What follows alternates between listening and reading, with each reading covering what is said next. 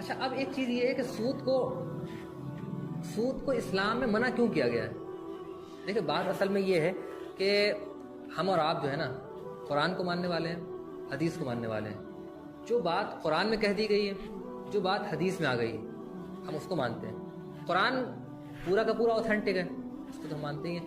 حدیث میں اگر کوئی بات آئی تو ہم یہ تو چیک کریں گے کہ اوتھینٹک ہے یا اوتھینٹک نہیں ہے. جب وہ اوتھینٹک ہے تو پھر اس کو مانتے ہیں. جیسے مثال کے طور پر پورک ہے، خنزیر. آج سے 1400 سال پہلے قرآن نے منع کیا کہ مسلمانوں کو خنزیر نہیں کھانا ہے.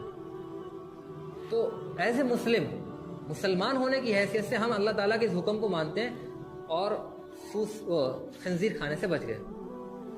اب جا کر جو ہے وہ سائنٹیفک ریسرچ آ رہی ہیں اور آپ دیکھیں گے کہ وہ بتا رہے ہیں کہ درجنوں بیماریاں وہ خنزیر کے اندر ہیں، درجنوں مسائل جو ہے وہ خنزیر کھانے سے پیدا ہو رہے ہیں. اور اللہ تعالیٰ نے قرآن پاک کے اندر وہ ہمیں 1400 سال پہلے بتا دیا تھا. اس کی دیکھیں، اللہ تعالیٰ نے جس چیز کا ہمیں حکم دیا ہے وہ یقینی طور پر میرے لیے، آپ کے لیے اور انسانیت کے لیے فائدہ مند ہے. اور جس چیز سے اللہ تعالیٰ نے روک دیا یقینی طور پر وہ ہمارے لیے، آپ کے لیے، سماج کے لیے، سب کے لیے نقصان دہ ہے. کیوں؟ اس لیے کہ اللہ تعالیٰ اپنی مخلوق کے بارے میں، کریشن کے بارے میں زیادہ جانتا ہے. اللہ یعلم من خلق، اللہ تعالیٰ نے جو پیدا کیا ہے جن کو، تو ان کے بارے میں، یعنی ان کے نفع کی چیز کیا ہے، ان کے نقصان کی چیز کیا ہے، اللہ تعالیٰ زیادہ جانتے ہیں. تو اللہ تعالیٰ نے منع کیا، ہم نے اس پر یقین رکھا، مان لیا. آج سائنٹیفک ریسرچ سامنے آ رہی ہیں اور انہیں بتایا جا رہا ہے کہ پورک کے یہ نقصان ہے، پورک سے یہ بیماری پیدا ہوگی، پورک سے یہ مسائل پیدا ہوں گے، فلاں ہوگا فلاں ہوگا. ایک دوسری مثال لے لیتے ہیں، سرکم سیزن، ختنہ. حضور صلی اللہ علیہ وسلم نے 1400 سال پہلے ختنہ کو سنت قرار دیا، ٹھیک. اور ظاہر ہے جب وہ اوتھینٹک سورسز سے ہمیں معلوم ہو گیا کہ یہ سنت ہے، اس پر بلیو رکھتے ہیں اور اس کو پریکٹس بھی کرتے ہیں. اب آپ گوگل پر سرچ کریں سرکم سیزن بینیفٹس، تو آپ کو بہت سے آرٹیکل مل جائیں گے اور آپ دیکھیں گے کہ اس کے اندر درجنوں فائدے بتائے جا رہے ہیں کہ اگر آپ نے سرکم سیزن کرا لیا ہے، ختنہ. دیکھیں، اصل میں جو ویسٹ والے ہیں وہ لوگ بھی ختنے کرا رہے ہیں، اور یہاں کیونکہ وہ ایک مذہبی چیز بن گئی ہے، یعنی میں کہہ رہا ہوں انڈیا کے کانٹیکسٹ میں، تو ان بائسڈ ہو کر لوگوں نے اس کو ایکنالج نہیں کیا ہے، نہیں اس کو ایک مذہبی چیز ماننے. جو ویسٹ کے لوگ ہیں وہ باقاعدہ ختنہ کرا رہے ہیں، اور آپ دیکھیں گے ختنے کے فائدے بھی بتا رہے ہیں کہ بھئی ختنہ کرا لو آپ. اس کا فائدہ مثال کے طور پر ایک یہ کہ HIV کا رسک کم ہو جاتا ہے، اس سے بہت سے انفیکشن سے حفاظت ہو جاتی ہے، صفائی کا مسئلہ رہتا ہے، سیکشول جو پارٹنر ہے اس میں انفیکشن منتقل نہیں ہوگا. اس طریقے کے آپ دیکھیں گے کہ بہت سے فائدے بتائے جا رہے ہیں. تو یہ جو سائنٹیفک فائدے بتائے جا رہے ہیں، وہ جو ریسرچ ہو کر آ رہی ہیں، اچھی چیز ہے. لیکن ہم جو ہے، ہمیں اللہ کے رسول نے وہ 1400 سال پہلے بتا دیا تھا، اور جو کچھ اللہ نے اور اللہ کے رسول نے بتایا ہم اس پر یقین رکھتے ہیں. اسی طریقے سے سود کا معاملہ ہے. اسی طریقے سے جب بتا دیا گیا ہمیں کہ سود جو ہے وہ حرام ہے اور سود انسان کے لیے اور سماج کے لیے نقصان دہ، تو اس پر یقین رکھتے ہیں. لیکن اگر آپ اس وقت کی جو ریسرچ ہے، اس وقت کی جو آپ کہہ لیجیے تحقیقات ہیں، اس کو دیکھیں گے تو اس میں معلوم ہو جائے گا سود کے نقصانات کیا ہیں.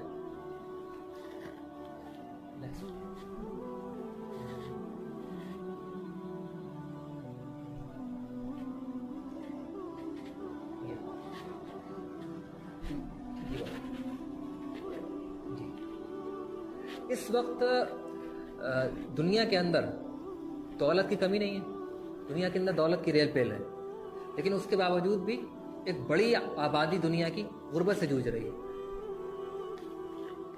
یہ ایک یونائٹڈ نیشن کا ایک وہ ہے اکنامک سروے ڈپارٹمنٹ، اس کا نام ہے wider, world institute for development economics research. یہ جو ہے چیزوں پر یعنی اکنامک سروے وغیرہ کی رپورٹ وغیرہ پیش کرتے ہیں اور انٹرنیٹ پر شائع کرتے ہیں. تو انہوں نے یہ پیش کرا ہے کہ اس وقت جو دنیا کی ایک طرف پاپولیشن ہے اور ایک طرف جو آبادی جو ویلتھ ہے، دولت ہے، تو ویلتھ کی ڈسٹریبیوشن کس طرح سے ہے وہ انہوں نے اس طرح سے بتائی کہ جو 1% آبادی ہے وہ 40% دولت کی مالک ہے. اور جو 10% آبادی ہے اس کو انکلوڈ کر کے وہ 85% دولت کی مالک ہے. یعنی اب 10% جو دنیا کی آبادی ہے وہ 85% کی مالک ہو گئی. یہ ریسرچ جو ہے وہ تھوڑا سا پرانی ہے. ہاں ایک جو آپ نے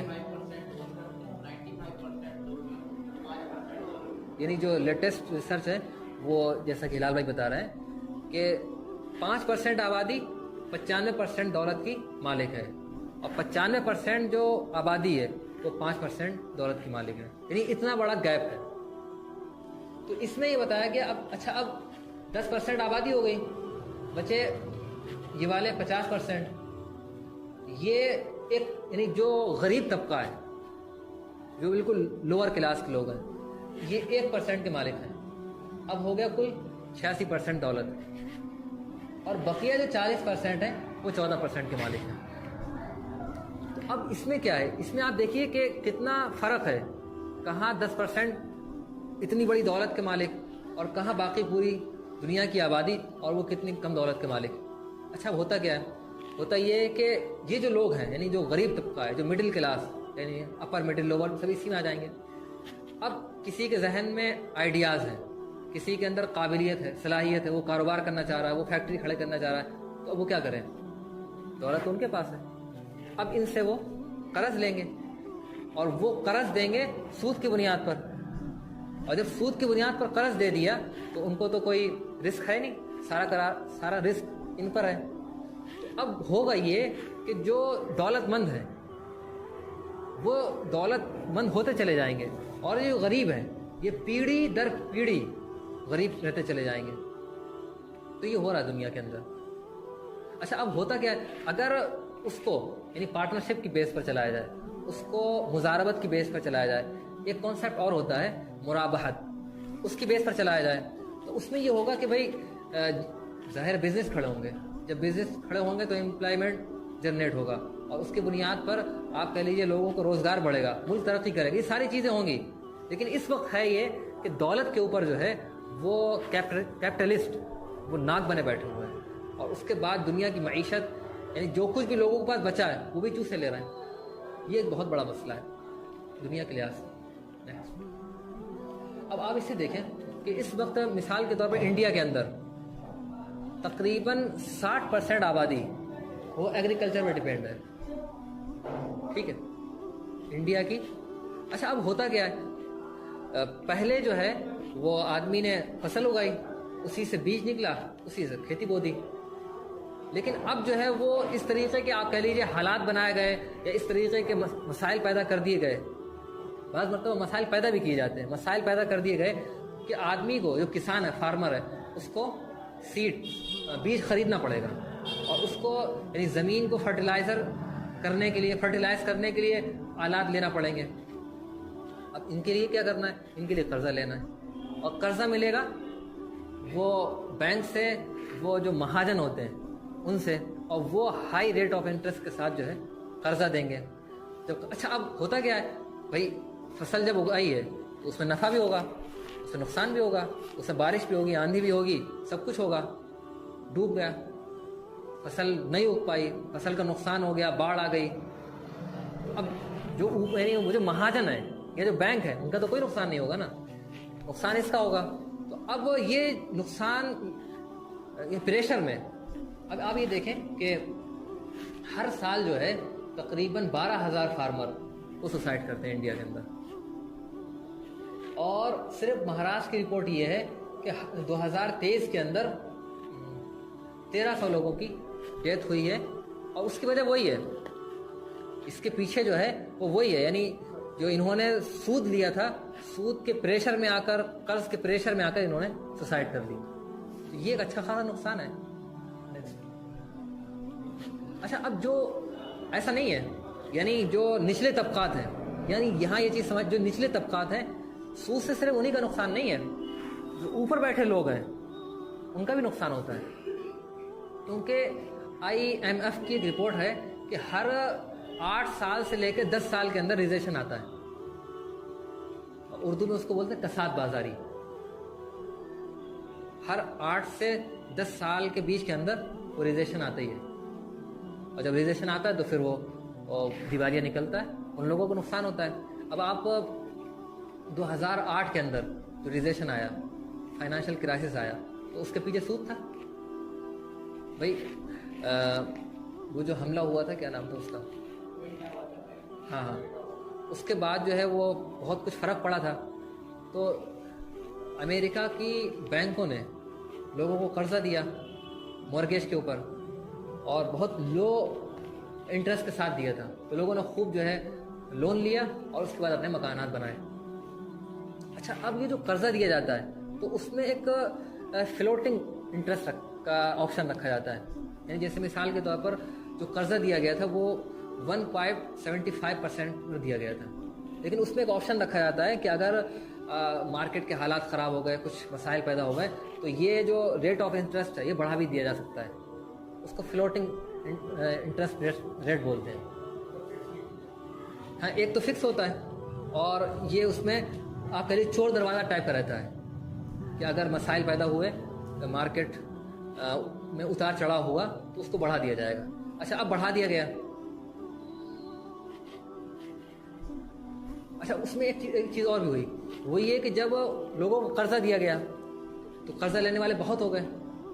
اچھا، پھر بینکوں کے ساتھ مسئلہ ہوتا ہے لکوڈ کا، لکوڈ ایسٹ کا، یعنی آپ جس کو کہہ لیجیے کیش کا، تو وہ کیش حاصل کرنے کے لیے وہ جو بانڈس وغیرہ رہتے ہیں نا، تو وہ جو کیپٹلسٹ ہوتے ہیں، وینچر کیپٹلسٹ یا سرمایہ دار، تو وہ کیا کرتے ہیں، وہ سرمایہ دیتے ہیں اور یہ ان کو بانڈس دیتے ہیں۔ پھر جو لون لینے والے ہیں، جو قرضہ لینے والے ہیں، وہ قرضے کا انٹرسٹ ان کو دیتے ہیں جنہوں نے بانڈس خریدا ہے۔ اچھا، ہوا کیا، ہوا یہ کہ لوگوں نے قرضہ لے کے مکان تو بنا لیے، اور ان کے ساتھ جب مسائل پیدا ہوئے انہوں نے انٹرسٹ بڑھا دیا، انٹرسٹ بڑھتا گیا۔ اب چونکہ مورگیج کی بنیاد پر قرضہ دیا گیا تھا، انہوں نے کہا بھائی قرضہ دو، انہوں نے کہا بھائی بہت ہو گیا ہے، میرے پاس ہے نہیں دینے کے لیے، ہمارا مکان لے لو، مکان بھائی ہم جا رہے ہیں۔ تو 1 2 3 4 جب بہت بڑی تعداد نے مکان چھوڑ دیا، اور یہ سارے جو ہے وہ بینک کے پاس آ گئے۔ اب جب مکان زیادہ ہو جائیں گے، مکان کی سپلائی بڑھ گئی، ڈیمانڈ کم ہو گئی، مکان کے پیسے کم ہو گئے۔ اچھا، اب وہ جو بانڈس لینے والے تھے، AIG جو بینک تھا، انہوں نے ان کو انشورنس دے رکھا تھا، یعنی وہ جو اصل تو AIG کا اس میں تھا رول۔ تو آپ دیکھیں گے کہ اب وہ اس میں جو ہے بہت بڑے پیمانے پر فائنانشیل کرائسس آیا تھا، اور اس سے پوری دنیا متاثر ہوئی تھی۔ تو یہ جو سود ہے، تو اس سے صرف نچلے طبقات متاثر نہیں ہوتے ہیں، اس سے اوپر جو لوگ بیٹھے ہوئے ہیں وہی متاثر ہوتے ہیں۔ اس کو تھوڑا آپ لوگ اور ڈیٹیل میں دیکھیے گا، یہ جو یعنی اس میں بہت سارا فائدہ بھی ہوتا ہے، انڈیا میں مودی بھروانے کے لیے پیسے دے رہے ہیں، تو بہت فائدہ ہوتا ہے۔ اچھا، ایشین کرائسس کی وہی ہوگی ہے، کیا جارج سوروس، اچھا، پورا ہوئے گا ان کا کام یہی ہے، شارٹ کرتا ہے مارکیٹ، یعنی وہ اصل میں آپ کہہ لیجیے کہ وہ سازشی وہ پری پلانڈ پری پلانڈ